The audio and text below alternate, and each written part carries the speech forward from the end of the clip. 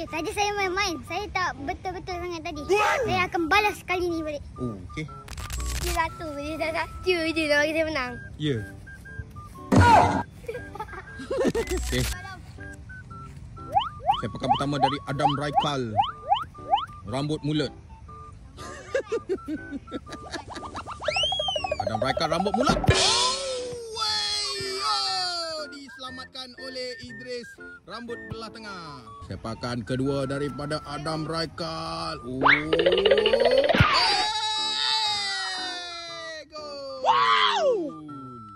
Keeper nampaknya tangkap ayam. Sepakan ketiga.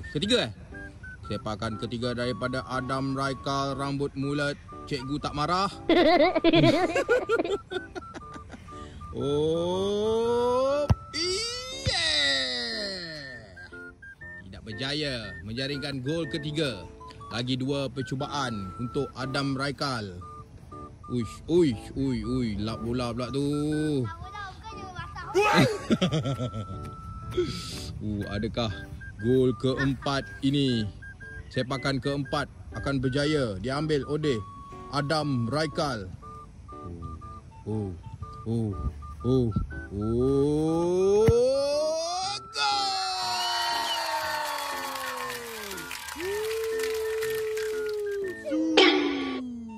Sepakan terakhir kan? Sepakan terakhir daripada Adam Raikal. Dengan serius muka dia. Berjaya ditangkap. Macam mana awak dah bolos 2 gol ni? Let sikit. Ya. Let sikit. Okey. Hilir awak rasa boleh kalahkan Adam Raikal. Dia dah 2 gol. Don't see my face, okay? Adakah kali ini Adam akan memenangi pertandingan yang bernilai RM20,000 ini?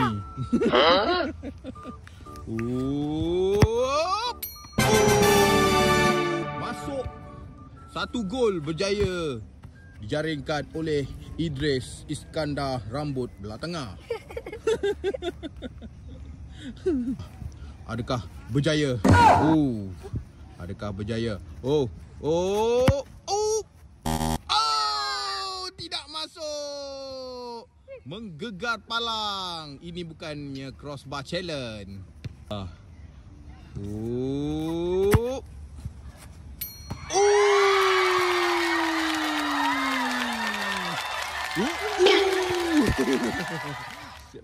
Lagi 2.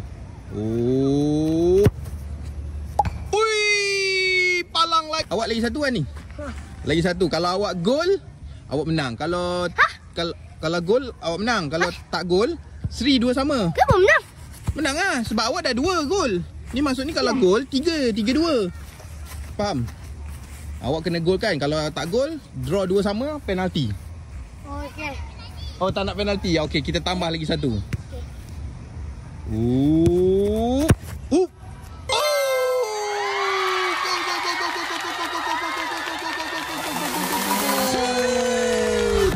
Akhirnya berjaya Ronaldo rambut belah tengah. Macam mana? Tak, saya main-main lagi lah. Main-main.